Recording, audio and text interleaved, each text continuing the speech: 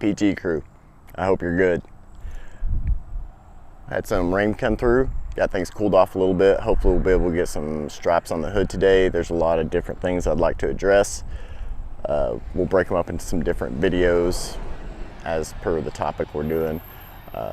Touching up some Plastidip where car wash wasn't that friendly to us, but kind of anticipated that. But I want to focus on getting the hood tied in so I'm not running around with just one stripe on the tailgate, and then we'll get the roof knocked out. Let's go. All right, we got the 3M knifeless tape. Let me get that to you. Bam. We've already got the hood prepped with soapy water and the 2-to-1 alcohol and water. The soapy water, I believe, is 2 drops to those 25 ounces. So that's what we're working off there. Knifeless tape, we're gonna make sure and leave tails at both ends so that we'll be able to pull that up and make the cut. Again, first experience with this wasn't great, so we'll try that.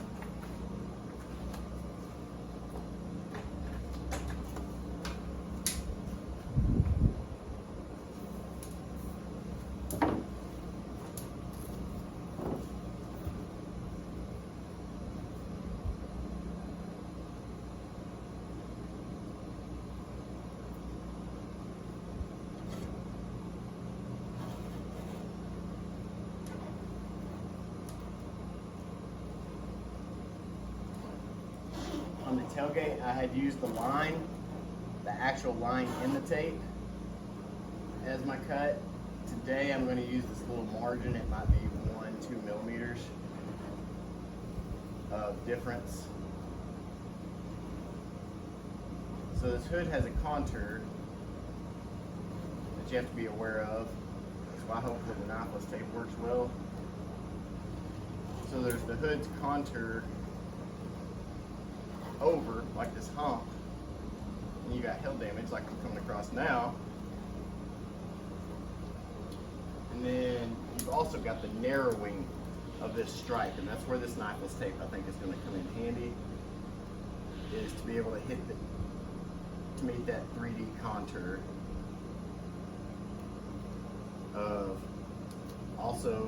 going over the top of the hood, plus being able to narrow in as we go with our vinyl. We're going to be using the 3M Kryptek Typhon, same stuff we used on the tailgate as our main stripe. If we have time today, we'll do the top of the roof also, so we have a continuous, not just a hood and tailgate thing, but actually have some consistency. And run over the hood. I know a lot of people don't.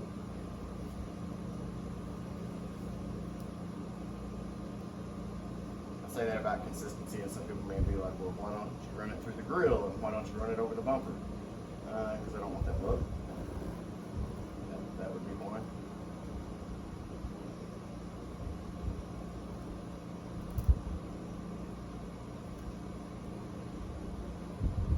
Pulls up really well. You just want to make sure you have it good and smashed down. That's where I messed up in the past. Was not. I had plenty hanging out, but when I went to anchor down the vinyl, it did not work well. Grab some trauma shears. So my line popped up there. You can catch that. Got it. All right. Trauma shears. You can find them stupid cheap. Super handy if you don't want to be doling up your pocket knife, razor blades for random cutting. You can stick them between your belt and your back loop right there. Smaller back, don't even know they're there, but for all your utility cutting, pick up some trauma shears somewhere. Stupid handy.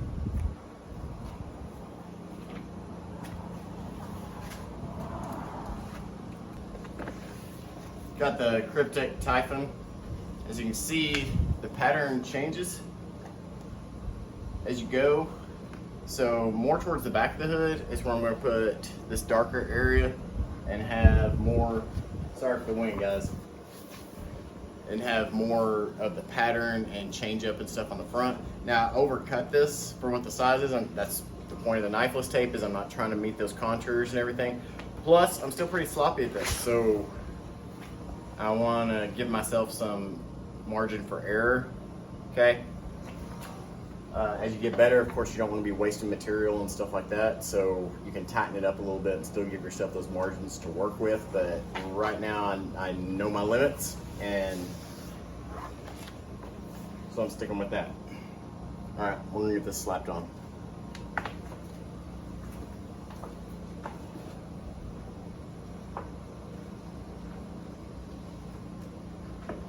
This isn't a one stick and done thing. You can definitely work with this as you go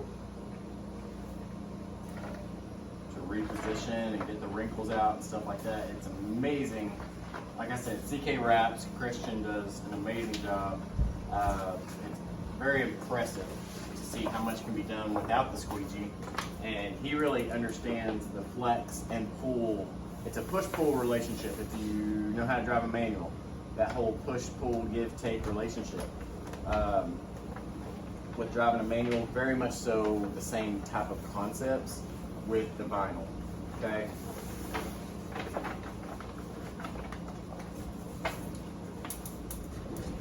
We're gonna get this up there and get it anchored and get it ran back to the front. We've already got some, looks like some creases from shipping. Maybe not shipping because it was in a... All right, hood straps, day 2.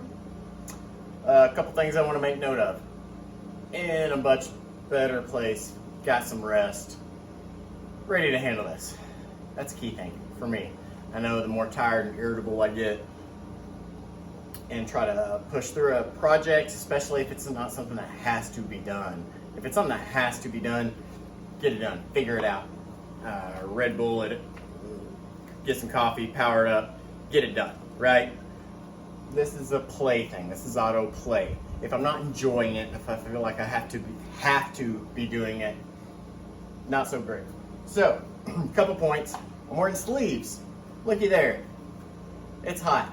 I typically wouldn't want to be wearing sleeves. I want to be comfortable, but I don't want to be spelunking sweat onto, that's an appropriate use of that word also, is spelunking sweat onto the area I've already cleaned and messing that up. Why add to what's already going to be a little bit of a challenge for me. Second thing that I didn't do yesterday was put down the blue tape so that the vinyl doesn't adhere as much to the hood. I know I said I was going to show more how-tos. I'm not great on the how-tos. Maybe you do want to see me doing this, but again, go to CK Wraps. That guy's full Dumbledore of vinyl wrap application to any aspect of a vehicle, okay? Full Dumbledore is trademarked and licensed by APG. It's not, I promise. You can use it, feel free, it's fetch. So, yeah, so I'm gonna throw this down. The issue I'm coming across is, if I'm filming, then you guys are watching me, and not that I care about that, but I don't get to have my tunes. And part of the fun of this for me is I'm doing this while listening to tunes and just chilling out and getting to be in my natural state. So, you saw yesterday's application. I would rather you not use that as a reference for you doing this yourselves. Check out other people and their applications on how to do. I've already prepped this. I'm going to start laying down the vinyl wrap. I don't know how long that'll go, and it's not worth doing a big time lapse, and you're cutting into my jams. So that I can listen to my Phil Collins and my Fleetwood Mac. So I will be cutting this off, and then you'll see where we go from there. Bam. So check it out. We got the hood done, and it looks so good. So as you remember, the vinyl had pulled up the orange, so I reran the orange. Looks pretty dead on, maybe not 100%. I see a little, where I'm watching the hood plus the screen. So boom, around in here we got a little offness, not terrible. Was able to do the knifeless tape. 2 tips with the knifeless tape. Make sure it is anchored well. Okay, and went ahead and did the heat shrink on it, over it. Get that done. Make sure you have good anchor points, and then do your rip up. Did great. I had a little bit of tear out, not bad enough to consider even changing. You can see right in there. Not bad. Not bad at all. I am so pumped about this. I'm fixing to jump on the roof. Not sure what made it so much better today, because the wind, I'm still fighting the wind. Maybe it's because I got to listen to Whiskey Myers and some Tyler Childers while doing this, and I was a little calmer. Anyway, super pumped about this. Did get the windshield washer fluid nozzles back in.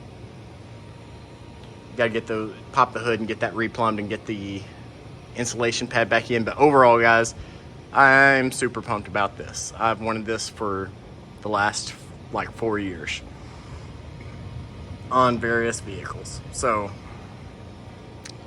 I'm stoked. Now we're moving on to the roof.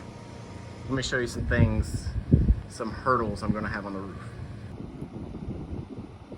So on the roof, we've got these raised areas. I was honestly thinking indentations, but I'm thinking of my sister's truck that has maybe indentations on it. I can't remember.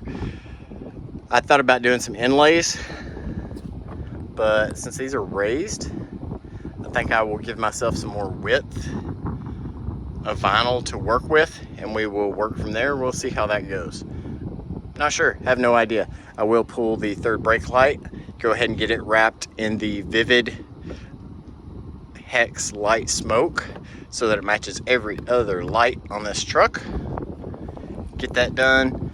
I will not be recording this because I don't have something to get the tripod up high enough for y'all to watch, but we will review it. Came on. We got the third brake light done with the Vivid Hex light smoke. The only issue I see is down here where there is print. Probably would have behooved me to sand that down and get it smooth, but it doesn't look like I'm retaining a lot of air bubbles, or maybe it does, I don't know. But I've got best adherence I could get there. Just did a X, small X, and then heated that and pressed it in with my pinky to get full wrap inside there so that the screws will cover everything. Otherwise, did very well. Only issues I had was where the third brake light breaks right here. Had to heat that up to get the wrinkles out. Wrapped awesome. Oddly enough, I accidentally got it stuck before I was ready to place it, and it looks like we're maintaining a row. So the hex pattern in there, not that you would notice, but it would bother me. Everything's in a straight line. So looks great. So I'm going to get the top stripe over the cab, and then I will place this after the fact. Okay, I had to go to day 2 because we were fighting sundown, running out of light, and even though I got it done, I just don't think we could pick it up very good. Overall, pretty good. I may end up patching a spot right in the center. Let's see, right there, if you can see that. Don't know what happened there. Caught a big bubble, and then it just kind of spider webbed on me. But I may be able to patch that in with a little bit left over. Now, I didn't have one continuous. I think the cab was 6 foot 6 inches or 6 foot 8 inches, what I needed. So I wanted 7 foot total to be able to work with it, and then bring it over the ends and over the front. So I did have to run a seam. Again, this is on the top of the truck. If this has been like a client or something like that, I don't know, I may end up running it again later just because I know it's going to drive me crazy that there's a seam up here, but it's okay. Covers well. If you do have any type of flawed paint, now it can't stick, it doesn't do bare metal well, but it's got to be primered really well.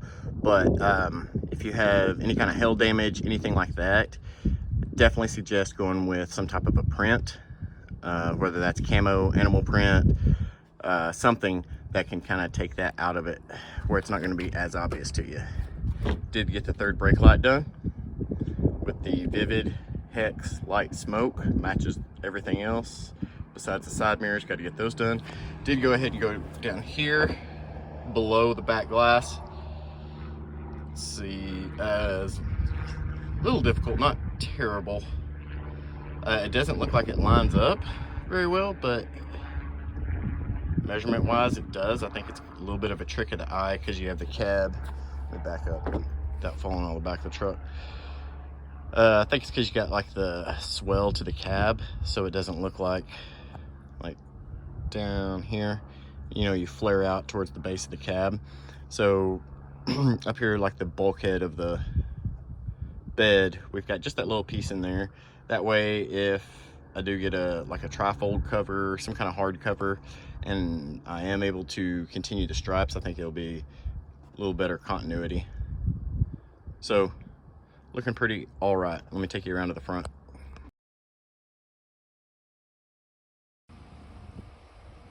All right, and there's that rear view. Yeah, it does look a little, I promise you, everything's measured out correctly. That center stripe from gray stripe to gray stripe is 26 3/4 inch based off of the center of the vehicle. So a little optical illusion, cool, whatever. But that's what we got going so far, guys. Appreciate y'all riding along. APG crew, be safe.